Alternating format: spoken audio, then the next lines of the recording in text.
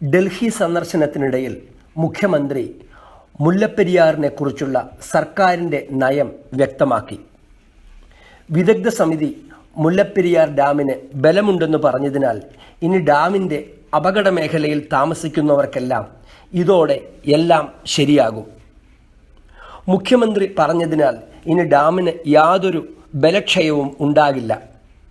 റിസർവോയറിൽ സൂക്ഷിച്ചിരിക്കുന്ന വെള്ളമൊക്കെ ഇനി യാതൊരു അവിവേകവും കാണിക്കില്ല. എന്തുകൊണ്ടാണ് മുല്ലപ്പെരിയാർ ഡാമിൻ്റെ സുരക്ഷയ്ക്കായി മനുഷ്യച്ചങ്ങല തീർത്ത മുന്നണിയുടെ മുഖ്യമന്ത്രി പെട്ടെന്ന് വിദഗ്ധ സമിതിയുടെ അഭിപ്രായത്തിൻ്റെ ആരാധകനായത് എന്ന കാര്യം എത്ര ചിന്തിച്ചിട്ടും പിടികിട്ടുന്നില്ല. മോട്ടാറും സുർക്കിയും കല്ലുകഷ്ണങ്ങളും കൊണ്ടുണ്ടാക്കിയ ഗ്രാവിറ്റി ഡാമുകൾ പണ്ടുപണ്ടേ ഡാം നിർമ്മാണത്തിൽ നിന്നും പുറത്തായി.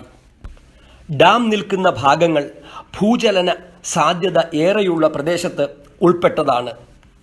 കഴിഞ്ഞ 1/4 നൂറ്റാണ്ട് കാലത്ത് മുമ്പ് കാണാത്ത വിധമുള്ള ഭൂചലനങ്ങൾ ഈ ഭാഗത്ത് ഉണ്ടായിട്ടുണ്ട്. ഭൂകമ്പമളക്കുന്ന റിക്ടർ സ്കെയിലിൽ 6 മുതൽ 6.5 വരെ ശക്തിയുള്ള ഭൂകമ്പം ഉണ്ടായാൽ മുല്ലപ്പെരിയാർ ഡാം തകരും. കേരളത്തിന് ഇതൊരു ഭയങ്കരമായ വാട്ടർ ബോംബ് പൊട്ടുന്നതിന് തുല്യമായിരിക്കും. ഇതൊക്കെ പറയുന്നത് ഡാം സുരക്ഷയെക്കുറിച്ച് വീണ്ടും ഒരു ഭീതിയുടെ അന്തരീക്ഷം സൃഷ്ടിച്ച് മുതലെടുക്കാനായല്ല. 1.5 നൂറ്റാണ്ടിനടുത്ത് പ്രായമുള്ള ഈ പഴയ ഡാം പൊളിച്ച് ആധുനിക സുരക്ഷാ സംവിധാനങ്ങളുള്ള പുതിയൊരു ഡാം നിർമ്മിക്കണമെന്ന ആവശ്യത്തിൽ നിന്നും അധികാരം കിട്ടിയപ്പോൾ എന്തുകൊണ്ട് ഈ സർക്കാർ പുറകോട്ടു പോയി? ഭൂകമ്പം ഉണ്ടായാലും ഇല്ലെങ്കിലും പുതിയൊരു ഡാം ആധുനിക സാങ്കേതിക വിദ്യ ഉപയോഗിച്ച് നിർമ്മിക്കുന്നതല്ലേ കേരളത്തിൻ്റെ സുരക്ഷ ഉറപ്പാക്കാൻ ഏറ്റവും അഭികാമ്യം. ഇങ്ങനെയൊരു സാഹചര്യം തമിഴ്നാട്ടിലായിരുന്നെങ്കിൽ അല്ലെങ്കിൽ മറ്റേതൊരു സംസ്ഥാനത്തായിരുന്നെങ്കിലും ആ സംസ്ഥാനം സ്വീകരിക്കുന്ന നിലപാട് പുതിയൊരു ഡാം നിർമ്മിക്കുക എന്നത് ആയിരിക്കില്ലേ?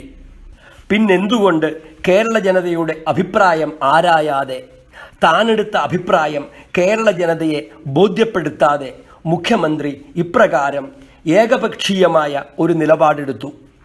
ജനങ്ങളുടെ ആശങ്ക കണക്കിലെടുത്ത് അവിടെയുള്ള ജനങ്ങളുടെ അരക്ഷിതാവസ്ഥ ദൂരീകരിച്ച് കേരളത്തിൽ ഒരു പൊതു അഭിപ്രായം ഉണ്ടാക്കി വേണം ഇത്തരം കാര്യങ്ങളിൽ നിലപാടെടുക്കാൻ. തന്നെത്താൻ പെട്ടെന്നൊരു വെളിപാടുണ്ടായതുപോലെ ഇതുവരെ സ്വീകരിച്ച നിലപാടിന് നേരെ വിപരീതമായ നിലപാട് സ്വീകരിച്ചത് എന്തുകൊണ്ടെന്ന് കേരള ജനതയോട് വിശദീകരിക്കാനുള്ള ധാർമ്മികമായ ഉത്തരവാദിത്തം മുഖ്യമന്ത്രിക്കുണ്ട്. പൊതുജന അഭിപ്രായ സമന്വയം കൂടാതെ ഏകപക്ഷീയമായ നിലപാടെടുക്കുന്നതിനെ ഏകാധിപത്യമെന്നാണ് ജനങ്ങൾ വിളിക്കുന്നത്. ഇനി എടുക്കാൻ പോകുന്ന നിലപാടുകളുടെ മുന്നോടിയാണ് ഈ നിലപാടെങ്കിൽ കേരള ജനത അത് വച്ചുപൊറുപ്പിക്കില്ല. വിദഗ്ധാഭിപ്രായം ഒരിക്കലും ഡാമിനെക്കുറിച്ച് ഒരേ നിലപാട് പുറപ്പെടുവിച്ചിട്ടില്ല. ഓരോ വിദഗ്ധ സമിതിയും അതിലുള്ള അംഗങ്ങളുടെ കൂറനുസരിച്ച് തമിഴ്നാടിനും കേരളത്തിനും അനുകൂലമായ നിലപാടുകൾ മാറി മാറി പറയുന്ന കാഴ്ചയാണ് ഇതുവരെയുള്ള സമിതി അഭിപ്രായങ്ങളിൽ നിന്നും നമുക്ക് ബോധ്യമാവുന്നത്. വിദഗ്ധാഭിപ്രായം ഡാം ബലവത്താണെന്ന് പറഞ്ഞ മുഖ്യമന്ത്രി ഡാമിൻ്റെ താഴെ താമസിക്കുന്നില്ലല്ലോ. അതിനടിയിൽ താമസിക്കുന്ന ജനങ്ങളുടെ അഭിപ്രായമാണ് പ്രധാനം. അവരുടെ സുരക്ഷയാണ് മാനദണ്ഡം. 1866 രൂപകൽപ്പന ചെയ്ത ഒരു ഡാം ഏതായാലും ഇന്നു പണിയുന്ന ഒരു ഡാമിനേക്കാൾ ബലവത്താണെന്ന് ബോധ്യമാക്കാൻ ഒരു വിദഗ്ധ സമിതിക്കും കഴിയില്ല. ഡാമിൻ്റെ പഴക്കത്തെക്കുറിച്ചും അതുണ്ടാക്കിയ സാങ്കേതിക വിദ്യയെക്കുറിച്ചും വ്യക്തമായ ധാരണയുണ്ടായിട്ടും എന്തുകൊണ്ട് ഒരു പുതിയ ഡാം എന്ന ആശയത്തിൽ നിന്നും ഈ സർക്കാർ പുറകോട്ട് പോകുന്നു? സ്വന്തം വീടിൻ്റെ സുരക്ഷ അതിനുള്ളിൽ താമസിക്കുന്നവർക്കാണ് ബോധ്യമാകേണ്ടത്. ഏത് വിദഗ്ധൻ പറഞ്ഞാലും വീട്ടുകാർക്ക് ബോധ്യമല്ലെങ്കിൽ അത് സുരക്ഷിതമല്ല. 1.5 നൂറ്റാണ്ട് മുമ്പുള്ള ഒരു കൊട്ടാരത്തേക്കാൾ നമ്മൾ താമസിക്കാൻ തിരഞ്ഞെടുക്കുന്നത് ഒരു പുതിയ വീടാണ്. അതിലാണ് സുരക്ഷയും. സുരക്ഷയുടെ ഈ ബാലപാഠങ്ങൾ പോലും തൂത്തെറിഞ്ഞ് വിദഗ്ധർ പറഞ്ഞതിനാൽ മുല്ലപ്പെരിയാർ ഡാം സുരക്ഷിതമാണെന്ന് മുഖ്യമന്ത്രി പറഞ്ഞത് നമ്മളിൽ ഒരു വലിയ സംശയമുണ്ടാക്കുന്നു. ഇദ്ദേഹം കേരളത്തിൻ്റെ മുഖ്യമന്ത്രിയോ അതോ തമിഴ്നാടിൻ്റെ മുഖ്യമന്ത്രിയോ എന്ന്.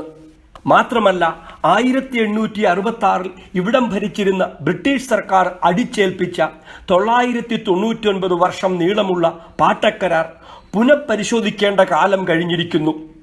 തമിഴ്നാട് വെള്ളം കൊണ്ടുപോകുകയും കറണ്ട് ഉൽപ്പാദിപ്പിക്കുകയും ചെയ്യുന്നു. അപകടം വന്നാൽ മലയാളി മാത്രം കൂട്ടത്തോടെ ചത്തൊടുങ്ങണം. അതെവിടുത്തെ നീതിയാണ്? കണ്ടവന്റെ പറമ്പിൽ കിണർ കുഴിച്ച് സ്വന്തം വീട്ടിൽ ജലസേചനം ചെയ്യുന്നത് പോലെ നാണം കെട്ട ഒരു ഏർപ്പാടാണിത്. ഇന്ത്യയിലെ വേറെ ഏതെങ്കിലും സംസ്ഥാനത്ത് ഇതുപോലെ നമ്മുടെ സ്വന്തം വിഭവങ്ങൾ സ്വാതന്ത്ര്യത്തിനു മുമ്പ് ഉണ്ടാക്കിയ ഒരു അടിച്ചേൽപ്പിക്കൽ കരാറിന്റെ പേരിൽ മറ്റൊരു സംസ്ഥാനത്തിന് വിട്ടുകൊടുക്കുന്നുണ്ടോ? കേരളവും തമിഴ്നാടും തമ്മിലുള്ള എല്ലാ പ്രശ്നങ്ങളിലും നഷ്ടമുണ്ടാകുന്നത് കേരളത്തിനാണ്.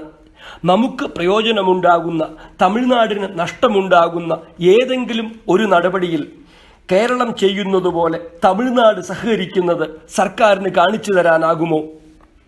എന്നും തമിഴ്നാടിൻ്റെ വല്യേട്ടൻ നയത്തിൽ അമർഷം കൊള്ളുന്നവരാണ് നമ്മൾ കേരളീയർ. കേരളവുമായി എന്തെങ്കിലും ഒരു അഭിപ്രായ വ്യത്യാസം ഉണ്ടായാൽ തമിഴന്മാരൊക്കെ എല്ലാ വ്യത്യാസവും മറന്ന് കേരളീയർക്കെതിരെ മുദ്രാവാക്യവും ജാഥയും പ്രക്ഷോഭവും തുടങ്ങും.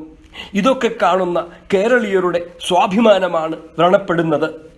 മലയാളി എന്ന ഒറ്റപ്പേരിൽ മറ്റൊരു വ്യത്യാസവും കൂടാതെ ഒരുമിച്ച് നിന്ന് തമിഴരോട് പ്രതികരിക്കാൻ ഇവിടുത്തെ ഒരു പാർട്ടിയും തയ്യാറല്ല. കാരണം കേന്ദ്ര ബന്ധങ്ങളുള്ള മുന്നണികളെ ഇവിടെയുള്ളൂ. ഇപ്പോൾ മുഖ്യമന്ത്രിയെടുത്ത ഈ മുല്ലപ്പെരിയാർ നിലപാടിലും കേന്ദ്ര പാർട്ടിയുടെ സ്വാധീനമെന്തെന്ന് മനസ്സിലാക്കാൻ നമുക്കായിട്ടില്ല. തമിഴനെപ്പോലെ ലോകമെന്നാൽ ആദ്യം തമിഴ്നാടെന്ന ആ ദേശീയ ബോധം മലയാളിക്കില്ലാതെ പോയി. എന്നാൽ ആ കാലം കഴിഞ്ഞു. ലോകമെന്നാൽ ആദ്യം കേരളമാണെന്ന ബോധമുള്ള ഒരു തലമുറയെ വളർത്തിയെടുക്കാനാണ് ഞങ്ങളൊക്കെ അഹോരാത്രം എഴുതുന്നതും പ്രസംഗിക്കുന്നതും പ്രവർത്തിക്കുന്നതും. മുല്ലപ്പെരിയാറിലെ ഇന്നത്തെ ഡാം കേരളത്തിൻ്റെ സുരക്ഷയ്ക്ക് ഒരു വൻ ഭീഷണിയാണ്. ഈ ഡാമിൻ്റെ 999 വർഷം നീണ്ട കരാർ പൊളിച്ചെഴുതാൻ നമ്മൾ സമരം ചെയ്യണം. കേരളത്തെ അവഗണിച്ചുള്ളൊരു കരാറാണിത്. നമ്മുടെ അസ്തിത്വത്തെ ചോദ്യം ചെയ്യുന്ന ഈ കരാർ നമ്മുടെ സംസ്ഥാനത്ത് തമിഴ്നാടിനായി മാത്രം പ്രവർത്തിക്കുന്ന ഒരു ഡാം നിലനിർത്തുന്ന ഈ കരാർ ഞങ്ങൾ ചോദ്യം ചെയ്യുന്നു. ഈ കരാർ മാറണം, പുതിയ ഡാം വരണം. കേരളത്തിൻ്റെ മൗലിക പ്രശ്നങ്ങളിൽ പാർട്ടികളുടെ ദേശീയ അജണ്ട വിട്ട് കേരളത്തിന് വേണ്ടി മാത്രമുള്ള അജണ്ടയുള്ള മുന്നണികൾ നമ്മെ ഭരിച്ചാൽ മതി.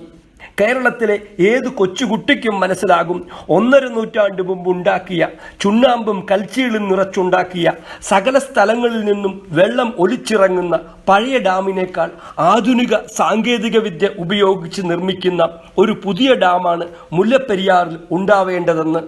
അതിന് ഒരു വിദഗ്ധ സമിതിയുടെ അഭിപ്രായമൊന്നും വേണ്ട. ഇതുപോലെ ഏകപക്ഷീയമായ നിലപാടുകൾ എടുത്താൽ അത് ഇവിടുത്തെ ജനഹിതത്തിന് വിപരീതമായിരിക്കും. ഇനിയുണ്ടാകാൻ പോകുന്ന ഏകപക്ഷീയമായ മറ്റു തീരുമാനങ്ങൾക്ക് മുല്ലപ്പെരിയാറിൽ എടുത്ത ഈ നിലപാട് മുന്നോടിയാകരുതേ എന്ന് ഞങ്ങൾ ആത്മാർത്ഥമായി ആഗ്രഹിക്കുന്നു. സ്വന്തം മനസാക്ഷി എന്ന് പറഞ്ഞ് ജനഹിതത്തിന് മുകളിൽ ഏകാധിപത്യം നടത്തിയ ഒരു മുഖ്യമന്ത്രിക്ക് പകരം നമുക്ക് മനസ്സിലാകാത്ത കാരണങ്ങളുടെ അടിസ്ഥാനത്തിൽ ഏകപക്ഷീയമായ നിലപാടെടുക്കുന്ന മുഖ്യമന്ത്രി മറ്റൊരു ഏകാധിപത്യം നമ്മളിൽ അടിച്ചേൽപ്പിക്കുകയാണോ?